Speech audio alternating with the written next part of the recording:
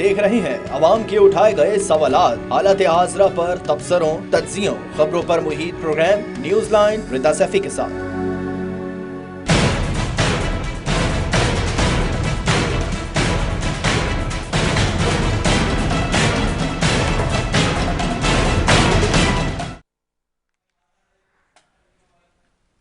अस्सलाम वालेकुम, मैं हूं रिदा सैफी। नाज़रीन, इलेक्शन 2024 मैनेजमेंट सिस्टम और मॉनिटरिंग के लिए इंतजामात मुकम्मल कर लिए गए हैं। बैलेट पेपर की छपाई का अमल भी मुकम्मल हो गया है। तरसील आज मुकम्मल कर ली जाएगी, इलेक्शन कमीशन कह रहा है।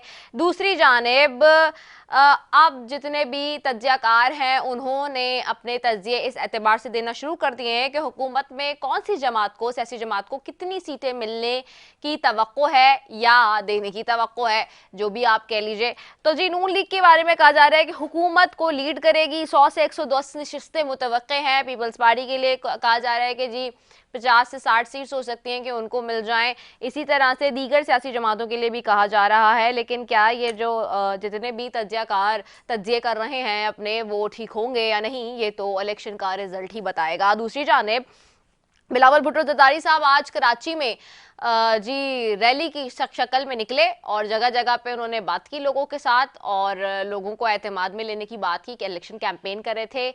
मगर आज चूंकि हम प्रोग्राम कर रहे हैं उस सख्त बारिश के बाद जो कराची में हुई पिछले दिनों और 2 दिन कबल, यानी कि जिसमें बहुत ज़्यादा लोगों का नुकसान हुआ, और थोड़ी सी देर के अंदर बारिश के बाद जो पूरा कराची की सड़कें हैं और जो पूरा कराची का जो सेवरेज सिस्टम है, जिसपे मुतअद्दिद बार इस प्रोग्राम में मेरी लड़ाई हुई है वज़ीर बल्दियात साबिका नासिर हुसैन शाह साहब से और मेयर कराची साबिका वसीम अख्तर साहब से। लेकिन हमेशा हम उनसे यही सवाल करते थे कि आप सब कुछ कर लेंगे लेकिन इस शहर को सेवरेज का निज़ाम कब देंगे, और जिसपे वो बार बार कहते थे कि नहीं जी हम अब देंगे अब देंगे अब देंगे, लेकिन वो अब और कब नहीं आई।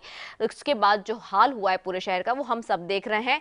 तो बिलावल साहब बार बार यकीन दहानी करा रहे हैं कराची वालों को आसमा बीबी के साथ कि जी मैं इस शहर की तकदीर बदल दूंगा अगर आप मुझे वोट देंगे तो। लेकिन सवाल है कि आपका मेयर है, वजीर बल्दियात आपका रहा, इतने साल से आपकी हुकूमत रही, 15 साल से, क्या आपने वाकई तकदीर बदली लोगों की? ये बहुत बड़ा सवाल है। कहते हैं नवाज शरीफ इंतजामिया पर दबाव डालकर इलेक्शन में गड़बड़ करना चाहते हैं। आज वो भी नवाज शरीफ साहब पे तनकीद कर रहे हैं। साथ ही जी आसमा भुट्टो कहती है सिर्फ भुट्टो खानदान की पार्टी गरीबों की तकलीफ समझती है। क्या वाकई ऐसा है? ये बहुत बड़ा सवाल है। दूसरी जानिब जी नवाज शरीफ फिर आज कह रहे थे मुझे निकालने वाला ताहद नायल हो चुका है। तो जी एक ही किरदार रहे हैं, वो बार बार वही कह रहे हैं कि जी मुझे क्यों निकाला, मुझे क्यों निकाला, और आने के बाद भी अब जब वापस लाए गए फिर भी कह रहे हैं मुझे क्यों निकाला। तो ये सारा मामला है। इसी तरीके से जी एक जलसा होना था कराची में आईपीपी का, वो भी नहीं हुआ, उस पर भी बात करेंगे आज। और अब आईपीपी की क्या पॉलिसी है उसके ऊपर भी जाएंगे। दूसरी जानिब जी क्या वाकई जो है जो लोग एनालिसिस कर रहे हैं वैसे ही होना है इलेक्शन में या फिर कुछ और हो सकता है? हाफिज नईमुर रहमान कहते हैं 8 फरवरी के इंतखाबात गेम चेंजर बनने जा रहे हैं। ऐसा है क्या या नहीं, इस पे भी बात करेंगे। और लतीफ़ कोसा कह रहे हैं इलेक्शन कमीशन से मिलकर नून लीग ने ठप्पे लगाने की साजिश तैयार की है। यानी कि इस वक्त पीटीआई और पीपल्स पार्टी एक पेज पर नजर आते हैं स्टेटमेंट्स के हवाले से, ये मैं बार बार कह रही हूँ। चले इसी पे बात करेंगे जी। सबसे पहले मेरे साथ पैनल में मौजूद है, स्टूडियो में मौजूद है सैयद अली हुसैन नकवी साहब हैं, इस्तेकाम पाकिस्तान पार्टी से। आपको खुशामदीद कहूँगी, thank you so very much for joining us. हमें ज्वाइन करी शकीला लुकमान साहब मुस्लिम लीग नून से, फॉर्मर एमएनए, आपको खुशामदीद कहूँगी, thank you so very much. Rubina कायम खानी साहब पाकिस्तान पीपल्स पार्टी से, फॉर्मर एमएनए मिनिस्टर भी रह चुकी हैं, आपको खुशामदीद कहूँगी। अब तीनों मौजूद मेहमानों का बहुत शुक्रिया फॉर ज्वाइनिंग अस। सबसे पहले सैयद अली हुसैन नकवी साहब आपकी तरफ आऊँगी। सर, एक जलसा होना था आईपीपी का कराची में, क्या हुआ उसका? और अभी चूंकि अब तो 2 से 3 दिन ही रह गए इलेक्शंस में, आज 5 तारीख तो हो ही गई है, क्या कराची के हवाले से क्या पॉलिसी है? कराची में आपने देख ही लिया, बारिश हुई है 2 दिन पहले, आप खुद कराची वाले हैं कि कराची की सड़कें बता रही हैं, मुंह बोलती सबूत हैं कि जी किसने क्या काम किया या नहीं किया। औज़ुबिल्लाहि मिन शैतानिर रजीम, बिस्मिल्लाहिर रहमानिर रहीम। आपके चैनल का शुक्रिया और आपका शुक्रिया कि आपने इस इशू के ऊपर दावत दी। पहले सवाल का जवाब दूं कि 2 फरवरी को हमारा जलसा होना था, जिसे हमने आगे पोस्टपोन किया था कि इलेक्शन के करीब हम जाकर करेंगे, लेकिन अनफॉर्चुनेटली ये बारिश की वजह से माहौल उस तरीके से नहीं बन सका और उसे हमें पोस्टपोन करना पड़ा। लेकिन क्या सिर्फ जलसों से ही इंतखाबात का इनेकाद होता है या जलसों और रैलियों से ही आवाम को बताया जाए कि कौन सी जमात क्या डिलीवर कर सकती है? आपने अपनी गुफ्तगू में अभी ख़ुद ही कह दिया कि 15 साल की एक तसलसल हुकूमत में और उसके बावजूद ये बारिश ने तो तमाम तरक्याती कामों की कली खोल के रख दी। और वो दावे हैं जो बड़े बड़े किए जाते रहे कि हमने कराची का इंफ्रास्ट्रक्चर बेहतर कर दिया, कराची की सीवरेज लाइन सही कर दी, हमने कराची के नाले साफ़ करवा दिए और गरीबों की हम जमात हैं। लेकिन अनफॉर्चुनेटली मुझे कहने दीजिए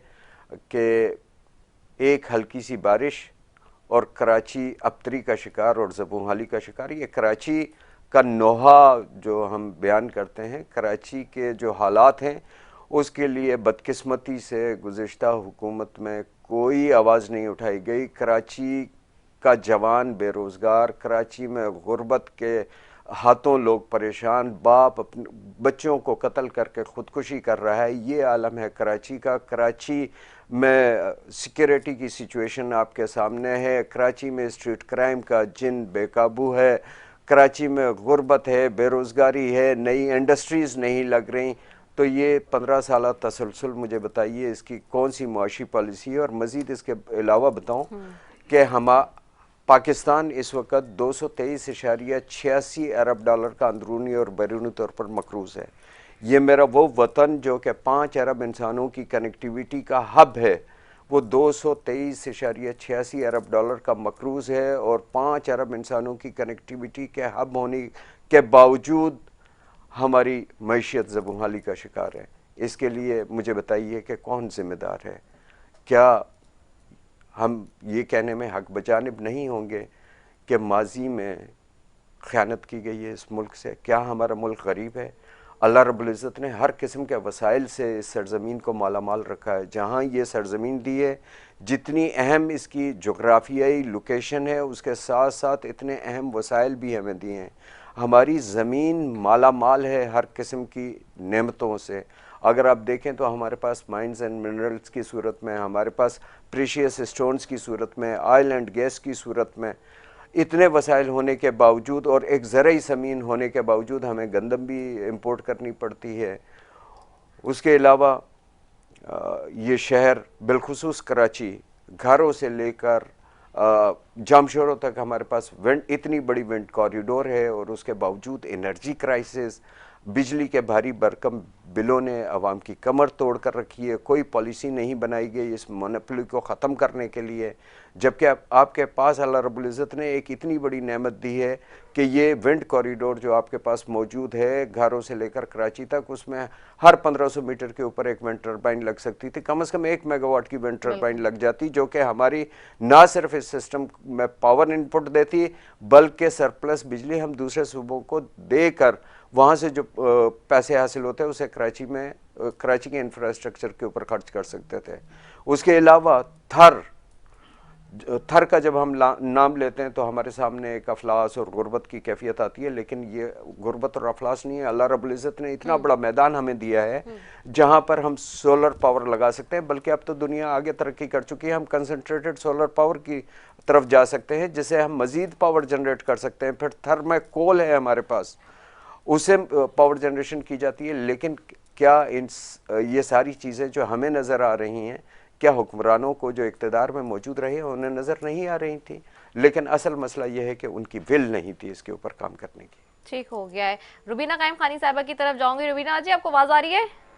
जी मुझे आ रही है, आपकी आवाज आ रही है। वेलकम कर रही हूँ प्रोग्राम में। अभी बात हो रही है कराची के हवाले से, खासतौर पे आज तो बिलावल साहब ओवरऑल हम बात कर रहे हैं वैसे तो, लेकिन कराची पे पहले थोड़ी सी बात करें क्योंकि बारिश इतनी ज़्यादा हुई है और हमने देखा उसके बाद अभी तक पानी नहीं निकल चुका है। सड़कों की क्या हालत है, सीवरेज के सिस्टम का बैठ चुका है पूरा। कराची में आज बिलावल साहब रैली भी निकाल के आज आगाज करके और पूरे हर तरफ जा रहे थे, खुद बात भी कर रहे थे कि इलेक्शन जीत कर पूरे कराची का नक्शा बदल देंगे। अभी वही बात हो रही थी, सैयद अली हुसैन नकवी साहब भी बात कर रहे थे कि कराची में तो मेयर पीपल्स पार्टी का है और लोकल गवर्नमेंट के मिनिस्टर भी आपके रहे, बड़े वोकल मिनिस्टर हैं और बड़े पावरफुल मिनिस्टर रहे। लेकिन ये जो हालात बने हुए हैं इस वक्त, तो इस बार इलेक्शन में जीत के ऐसी क्या स्ट्रैटेजी नहीं होगी पीपल्स पार्टी के पास जिसके थ्रू समझते हैं कि जी इस दफा चेंज कर देंगे, अगर जो पहले 3 दफा के इक़्तिदार भी नहीं हो सका? जी बिल्कुल, देखिए बिल्कुल जो है वो बहुत सारी चीजें ऐसी हैं जो हमेशा एक पाकिस्तान पीपल्स पार्टी के साथ मीडिया ट्रायल होता रहा है, लेकिन खैर काम तो जो है वो बोलता है। बहुत सारे मैंने सोशल मीडिया पे भी मैंने पोस्ट देखी कि कुछ लोग जो खास तौर पर न्यूट्रल थे, उन्होंने जो है ना, उनका कोई पाकिस्तान पीपल्स पार्टी के वर्कर थे ना ही उनका कोई ताल्लुक था, लेकिन फिर भी उन्होंने सही बात की कि वो जब बारिश होती है तो फिर उस वक्त जब रोड और रास्ते किस तरह से क्लियर थे, शारा फैसल हो या और दूसरी सड़कें हो, जाहिर सी बात है बारिश होती है कहीं पे भी, आपने देखा होगा। मैंने सऊदी अरब में भी देखा है, और बहुत सारी, एक मैं छोटी सी मिसाल देती हूँ, तो, बल्कि छोटी नहीं बहुत बड़ी मिसाल है कि जो है वो जब बारिश होती है और सैलाब आया था, आपने देखा होगा कि मक्का की भी एक पिक्चर है, वहां पर भी पानी बहुत ज्यादा इकट्ठा हो जाता है। वो जाहिर सी बात है, एकदम से जब बारिश बरसती है तो उसके बाद पानी वो होता है और वो अपना रास्ता बनाता है और निकल जाता है।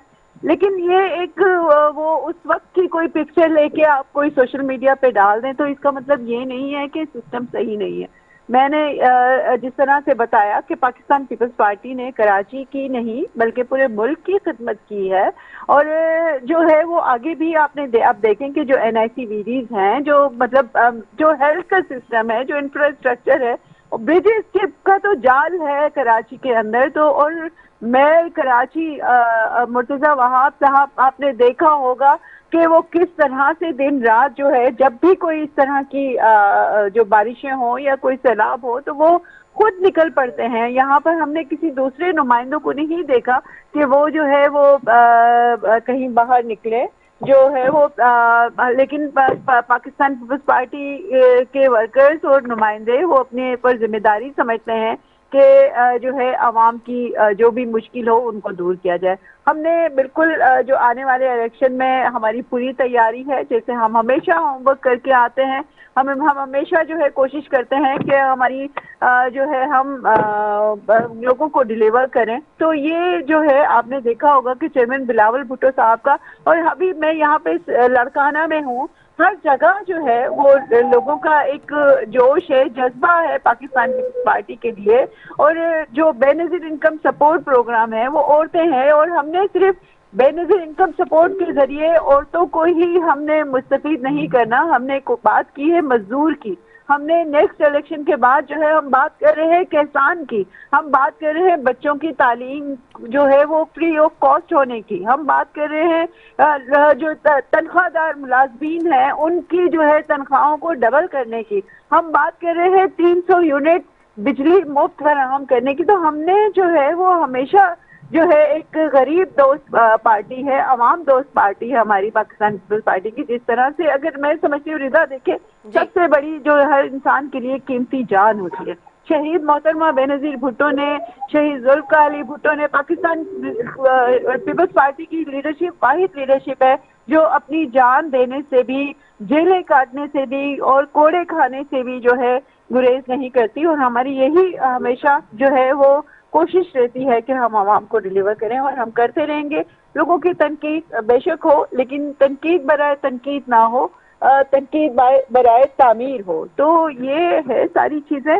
इंशाल्लाह इलेक्शन में आप देख लेंगे रिजल्ट के लोगों के कितने करीब हैं, हम आवाम की खिदमत की है नहीं की है, वो रिजल्ट से जो है वो इंशाल्लाह सबके सामने होगा कि हमने जो है अवाम में रह के अवाम के दिल जीते हैं।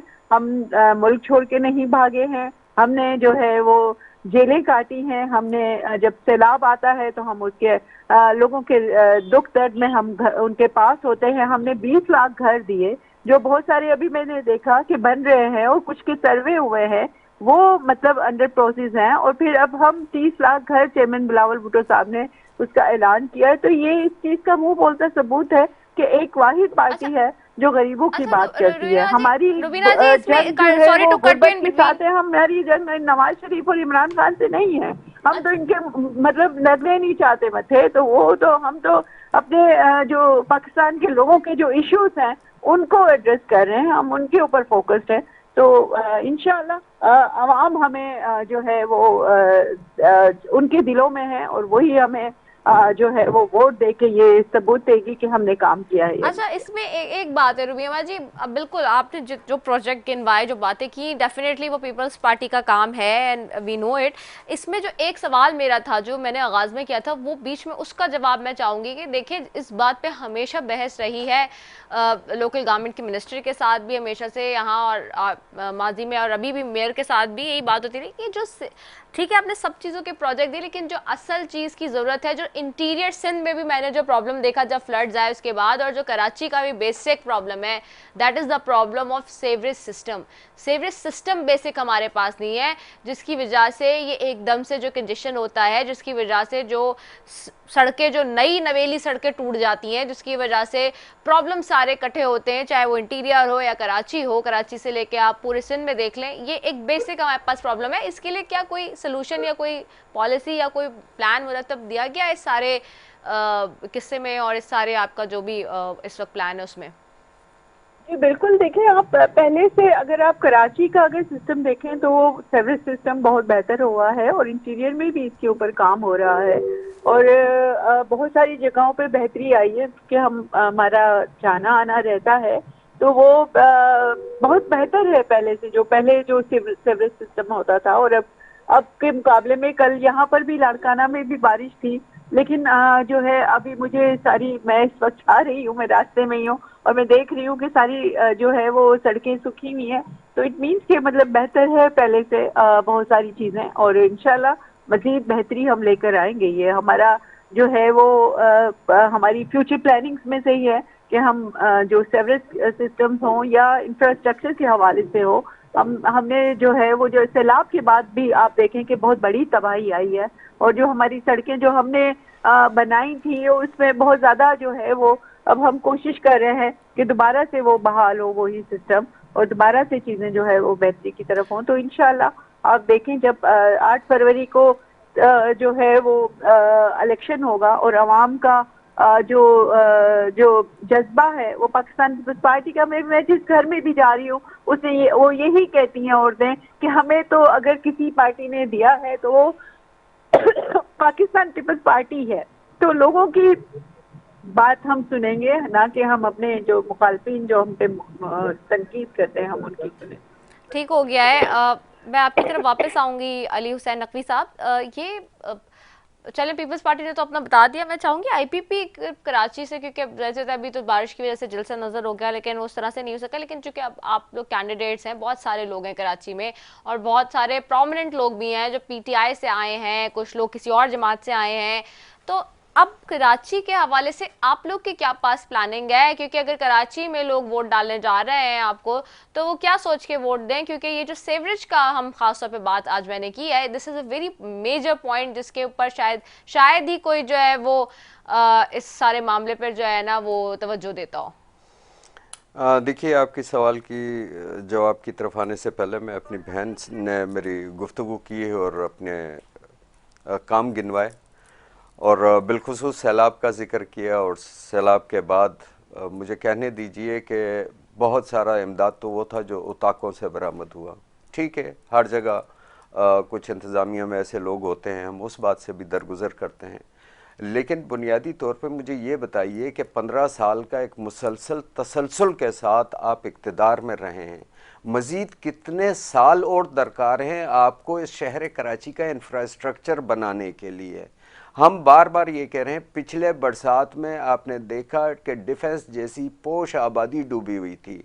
इस दफ़ा जब आप इंतखाबात 8 फरवरी को हो रहे हैं, अभी बारिश हुई है, आप आ जाइए मेरे साथ, अपने इलाके में विज़िट कीजिए, ज़रा ये सच्चल गोट आ जाइए, बिलावल गोट आ जाइए, मखदूम विलेज आ जाइए, आइए। ये शहर है कराची का, ये मेट्रोपॉलिटन शहर है। मैं लाड़काना की या कश्मीर कंदकोट की बात नहीं कर रहा, मैं जैकबाबाद की बात नहीं कर रहा, मैं मटियारी या हाला की बात नहीं कर रहा, मैं तो कराची की बात कर रहा हूँ। ये कराची जो कि अरबों रुपया रेवेन्यू जनरेट करता है, मुल्क की मईशियत में अपना किरदार अदा करता है, हिस्सा डालता है। 15 साल के तसलसल के बावजूद आप इस इशू को नहीं हल कर सके, तो मैं तो सिर्फ ये पूछता हूँ कि आइंदा मज़ीद कितने साल आपको दरकार होंगे। एक बात ये। दूसरी बात जो आपने मुझे कही कि आईपीपी, देखें, हम समझते हैं हम सिर्फ मसाइल का रोना नहीं रोते हैं, हम अगर मसाइल बयान कर रहे हैं तो उसके साथ साथ हम उसका हल भी पेश कर रहे हैं। कराची का सबसे अहम मसला इस वक्त क्या है? कराची का सबसे अहम मसला इस वक्त मेरे जवानों की बेरोज़गारी है, रोज़गार नहीं है। दूसरा अहम मसला ये है कि कराची का स्ट्रीट क्राइम, मेरा एक जवान बच्चा घर से 18 से 20 हज़ार का एक मोबाइल लेकर घर से बाहर निकलता है तो उसकी जान चली जाती है, उसको छीनने वाले लुटेरे उसको मार देते हैं। क्या आपने सोचा कि ये जो स्ट्रीट क्राइम है ये किस वजह से हो रहा है? इसमें एक फैक्टर तो बेरोज़गारी है और दूसरे आपके बिन बुलाए मेहमान हैं। ठीक है, बिन बुलाए मेहमानों के ऊपर रियासत काम कर रही है, उनको भेज रही है, लेकिन बेरोज़गारी को ख़त्म करने के लिए भी इक़दामात करने पड़ेंगे। जो हमारा अपना प्लान ये है कि हम कराची को इंडस्ट्री दें यहाँ पर, क्योंकि हमारा जो जवान बेरोज़गार फिर रहा है उसके लिए स्किल डेवलपमेंट प्रोग्राम्स शुरू किए जाएं। यहाँ पे बिजली के भारी बिलों से जो कमर टूट रही है, हम पावर जनरेशन की तरफ जाएं यहाँ पर। और ना सिर्फ यहाँ पर, सिंध देखें, सिंध हमारे लिए अहमियत का आमिल क्यों है? मैं कहता हूँ तामीर कराची बुनियादी तौर पर तामीर सिंध है, और तामीर सिंध का मतलब तामीर पाकिस्तान है। अगर आप कराची को स्ट्रेंथन करते हैं तो सिंध मजबूत होता है, और सिंध मजबूत होता है तो पाकिस्तान मजबूत होता है। इस वजह से ज़रूरी है इस बार इंतखाबात में कि वो जो कराची से ताल्लुक़ रखते हों, वो लोग जो कराची के फ़र्जंद हों, वो लोग जो यहाँ मौजूद हों, उनको इंतखाबात में भी होना चाहिए और उनको ही पार्लिमान में होना चाहिए, जो कराची के मसलों को भी जानते हैं और उसके मसाइल को हल करना भी जानते हैं। ज़ुबानी कलामी दावे, जज्बाती नारे, शहादतों की दास्तानें, शहादतें तो इस तरीके से ठीक है, कुर्बानियाँ हैं, हम ये नहीं कहते कि कुर्बानियाँ नहीं हैं, जमहूरियत के लिए कुर्बानियाँ दी गई, लेकिन इसके साथ साथ और बहुत सारी शहादतें हैं जो इस वतन की आबियारी की और वतन को मुस्तहकम करने के लिए उन्होंने अपनी जान कुर्बान की है। इस वक्त ज़रूरी अमर यह है कि हम इश्यूज़ को एड्रेस करें, जो मेन इश्यूज़ हैं। माजी में जो कुछ हो चुका, मैं वो बातें नहीं दोहराना चाहता, जो पुरानी तारीख़ है तलखियों की तरफ नहीं ले जाना चाहता, क्योंकि गुज़िश्ता 4-4.5 साल के अदवार में आपने देखा कि हमारी सियासत से अखलाकियात का जनाजा निकल गया। सियासत इल्ज़ामात और सियासत बराए एहतसाब रह गई। हम कहते हैं कि आइए एक नई शुरुआत करते हैं, उस सियासत की तरफ चलते हैं जिस सियासत में इखलाक हो, तहज़ीब हो, शाइस्तगी हो, रवादारी हो, एक दूसरे को बर्दाश्त करने का जज्बा हो, और हम सब मिलकर पाकिस्तान को एक नई डायरेक्शन पर ले जाएं, इसकी इकानमी को मुस्तहकम करने के लिए काम करें। अब लोगों में विजन आ चुका है, लोग नारों पे नहीं जा रहे, कौन से नारे, फलाना जिंदाबाद और क्या। अब लोगों में शऊर है, बेदारी है, लोग अपने कैंडिडेट को देख रहे हैं कि ये कैंडिडेट क्या वही तो नहीं जो साबका दौर में मुझसे वोट ले गया था, और साईं वोट यहाँ मुझसे ले गया कराची से, और ईद और शबरात करने के लिए फलाने डेरों पे चला गया। अब लोगों में शऊर आ चुका है, लोग मुस्तरद कर रहे हैं, अब लोग अपने कैंडिडेट को देखकर वोट दे रहे हैं। और मैं जो देख रहा हूँ इस दफ़ा जो हुकूमत बनने जा रही है वो सिर्फ एक पार्टी की हुकूमत नहीं होगी, शायद उसमें कई जमातें और शामिल होंगी और एक मखलूत हुकूमत बनेगी और एक नई शुरुआत करेंगे हम। ठीक हो गया है। बिल्कुल आपने बहुत सारे इश्यूज़ जो हैं उनको एड्रेस किया है, और डेफिनेट सी बात है नाज़रीन, इस वक्त ये सारे इश्यूज़ है जो कि इस वक्त आवाम के। मैं ज़रा वापस जाती हूँ रुबीना कायम खानी साहबा, आपको आवाज़ आ रही है? जी मुझे आ रही है। अच्छा रुबीना साहबा, अब एक तरफ तो ये मामला है सारा, सिंध की बात तो होती रहेगी, दूसरा हम देख रहे हैं कि इस वक्त पीटीआई भी जो इल्ज़ामात लगा रही है, लतीफ़ खोसा साहब आज कह रहे हैं इलेक्शन कमीशन से मिलकर नून लीग ने ठप्पे लगाने की साजिश तैयार कर ली है।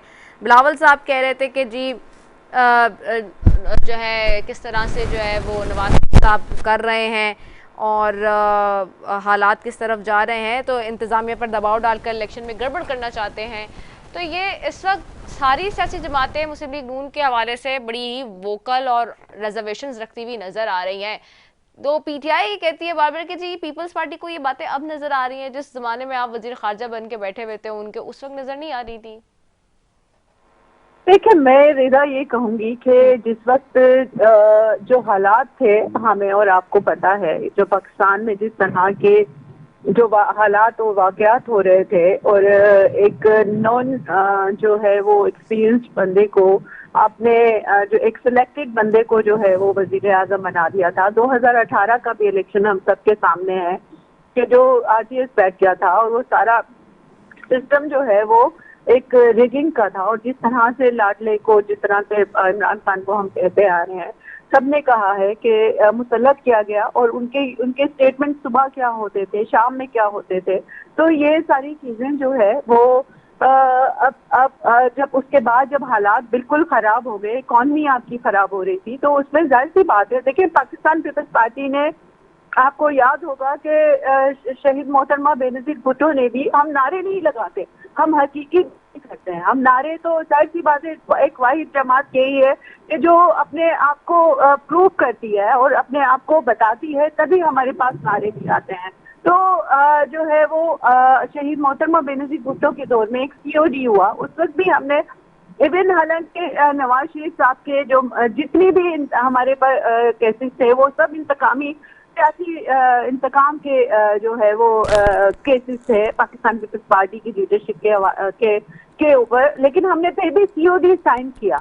और फिर आपने देखा कि हमने इमरान खान साहब को भी बार बार कहा कि आए चार्टर ऑफ इकोनॉमी की बात करते हैं, आए चार्टर, मतलब हम एक दोबारा से सीओडी साइन करते हैं। लेकिन आप देखिए कि कभी भी पार्लियामेंट को इमरान खान साहब ने वो वक़्त दी नहीं, वो इज्जत दी नहीं जो उसकी जो उसकी ड्यू है।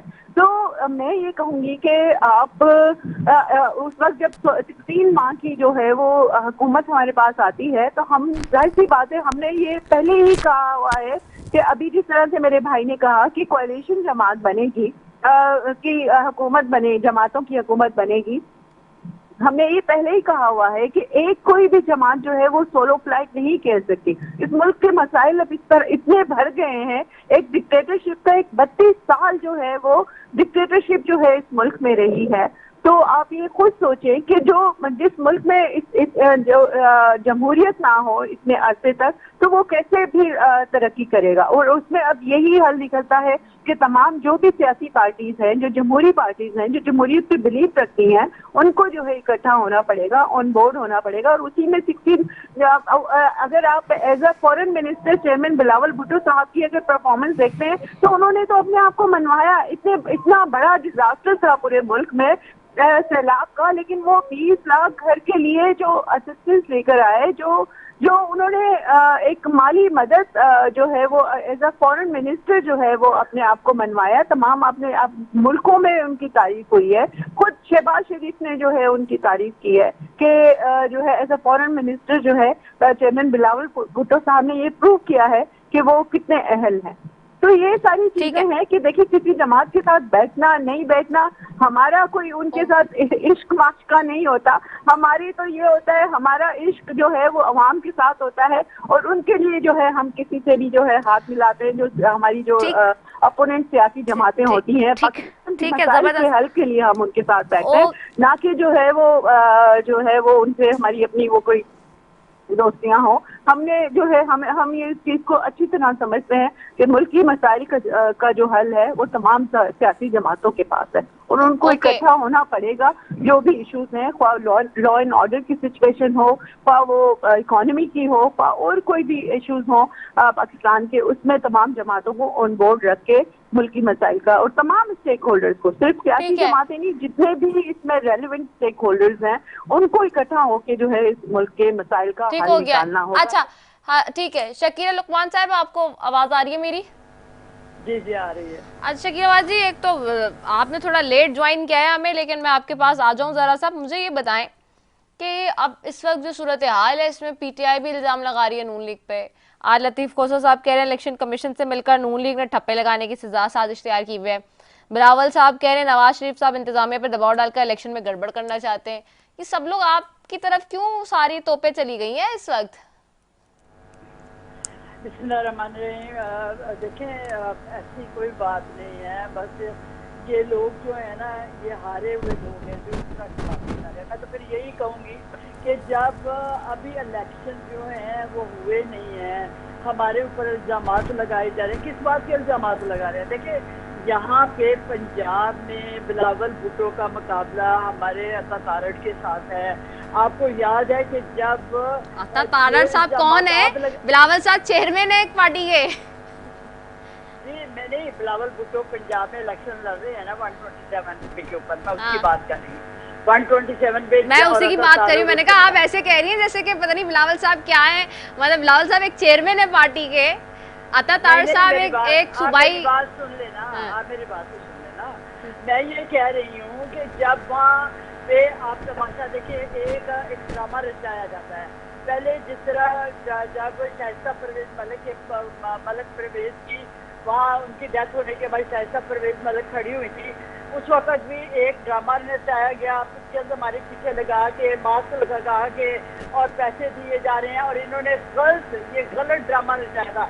वही सेम पिक्चर, वही पीछे बैकग्राउंड, वही मास्क पहने लोग, इस दफा फिर कोई ड्रामा लगाया कि ये पैसे। हालांकि मैं समझ उस वक्त भी इन्होंने सारी मिनॉरिटीज को, एक एक मिनॉरिटी के फैमिली के एक बंदे को 6 से 8 हज़ार दिया था, एक फैमिली को 25-25, 30 हज़ार इन्होंने रुपया दिया था, और आप इस दफा भी कर रहे हैं। और ऊपर से एक ऐसी स्टोरी में एक ऐसा ड्रामा निकाल के उसमें हमें इन्वॉल्व करते हैं। देखिए इसमें ये केस है, ये आप जो है वो हुकूमत के पास जाएं और उनके सामने ये सारी चीजें रखें। अगर हमारा कसूर है तो हमारा पता चल जाएगा, अगर इनका कसूर है तो इनका पता चल जाएगा। अच्छा चले, ये तो इनकी बात हो गई ना। व्हाट अबाउट पीटीआई के आजाद कैंडिडेट्स? वो तो सारे इल्जाम लगा रहे हैं। शानदाना गुलजार साहिबा कह रही थी, आपकी दोस्त आपके साथ बैठती थी पार्लियामेंट में, कह रही थी कि जी ये तो करने ही नहीं दे रहे इलेक्शन कैंपेन और इंतखाबी मुहिम से रोकने के लिए धमकियां दी जा रही हैं। भाई नहीं, कोई ऐसी बात नहीं है। देखिए मेरी बात सुने, ये सारी पीटीआई वाले भी जब इन्होंने पेपर जमा कराए उस वक्त भी हमारे ऊपर ये लगा रहे थे कि ये वहाँ हमें जो है वो पेपर नहीं जमे कराए करने दिए जा रहे, हमें निकाल दिया जा रहा है, हमारे ऊपर ये केस जब ये बातें इस तरह की ये सारी जो है ना बातें कर रहे। देखिए अगर इन्होंने अगर इंटर पार्टी इलेक्शन नहीं सही कराया तो इनका बल्ले का निशान छीना गया। इनके अपने करतूत है, अगर इनके अपने मामलात हैं, इनके अपने केसेस हैं, उनके बिना पर इनको कोई प्रॉब्लम है। अगर इन्होंने इंटर पार्टी इलेक्शन कराए ठीक होते, आईनी तौर पे कराए होते तो इनके पास बल्ला होता और आराम से ये जो है वो इलेक्शन अपने उस बल्ले के निशान पर लड़ते। अब इनको इंडिपेंडेंट इसीलिए ये इलेक्शन लड़ रहे हैं, तो इसमें क्या मसला है? अब फील्ड जो फ्री है, हर पार्टी का जो है हक है कि वो अपने उनका हर बंदा, हर कैंडिडेट कह रहे हैं आप लोग इलेक्शन की मुहिम नहीं करने दे रहे, पकड़ के उनके बंदे बंद कर रहे हैं। आज की तारीख तक 2 दिन तो रह गए। नहीं, कोई ऐसी बात नहीं। हम इसमें आप देखें, ये जो केयरटेकर गवर्नमेंट है, अगर उनके मामला से उनके साथ कुछ है तो इसमें हमारा क्या कसूर है? हम भी उनकी तरह एक पार्टी है जो है PMLN की पार्टी है, हम अपनी कैंपेन कर रहे हैं, हम अपने मामला चल रहे हैं, और जो है पीपल्स पार्टी जो अपनी कैंपेन खुली तौर पे चला रही है, MKM खुली तौर पे चला रही है, JUI खुली तौर पे चला रही है, जमात इस्लामी खुली तौर पे चला रही है, सारे अपने अपनी कैंपेन चला रहे हैं, और इसमें हमारा क्या कसूर है? हम क्यों? हम ठीक है, अच्छा ठीक है भाई, PMLN कह रही है हमारा कोई कसूर नहीं है, सब अपनी अपनी कैंपेन। रुबीना बाजी, एक बात आपसे सिर्फ मैं पूछना चाह रही थी। अच्छा चले, मैं वापस आती हूँ सैयद अली हुसैन नकवी साहब की तरफ। बस लास्ट कमेंट लूंगी मैं। सर, इस्तेहकाम पाकिस्तान पार्टी के साथ तो कोई मसला नहीं है, ओवरऑल पूरे पाकिस्तान में कैंपेन करनी दी जा रही है, कोई आप तो नहीं समझते कि कोई किसी के ऊपर जोर डाल रहा है, दबाव डाल रहा है और कोई मसला है? अल्हम्दुलिल्लाह इस्तेहकाम पाकिस्तान पार्टी एक लेवल प्लेइंग फील्ड मिली हुई है और हम इलेक्शन कॉन्टेस्ट कर रहे हैं। सिर्फ कहना यह है कि प्रॉब्लम और इस लेवल प्लेइंग फील्ड के बारे में गुफ्तगू वो कर रहे हैं जिन्होंने कानून की वायलेशन की है। बग़ैर परमिशन के रैलियां निकालेंगे तो FIR होगी तो गिरफ्तारियां होंगी। बग़ैर इजाज़त के आप जलसे मुनक्किद करेंगे तो कानून हरकत में आएगा। तो उसके लिए ये चिल्लाना कि जी लेवल प्लेइंग फील्ड नहीं मिल रही, तो ये तो एक ज़्यादती की बात है। और इस वक्त वैसे भी एक केयरटेकर हुकूमत है, किसी सियासी जमात की तो हुकूमत है नहीं, और यकसा मौक़े उसमें हासिल है सबको। ठीक है, बहुत शुक्रिया सैयद अली हुसैन नकवी साहब आपका, शकीला लुकमान साहब आपका, रुबीना कायम खानी साहब आपका, तीनों मौजूद मेहमानों का बेहद शुक्रिया। नाजरीन, बहुत अहम दिन 8 फरवरी का और करीब आता जा रहा है, मौसम वगैरह और हालात सब ठीक रहे तो प्लीज़ ज़रूर निकलिए घर से। और मैंने आपको कहा है कि 1 तारीख से रोज़ाना कहूँगी मैं प्रोग्राम में, और याद करा रही हूँ अपने डिजिटल मीडिया पे भी और यहाँ पे भी इस प्रोग्राम में भी कि जी रोज़ाना इस बात को करना ज़रूरी है कि निकलिए, जाइए, अपने वोट का हक ज़रूर इस्तेमाल कीजिए। आप अगर समझते हैं कि निज़ाम बदलना है और आप अगर समझते हैं कि किसी के साथ नाइंसाफ़ी हुई है सारे प्रोसेस और ट्रांजैक्शन में अब तक, तो फिर जाइए और अपनी वोट की ताकत से निज़ाम को बदलिए। इसी के साथ जी अपनी मेज़बान रसफ़ी को दीजिए इजाज़त। पाकिस्तान जिंदाबाद।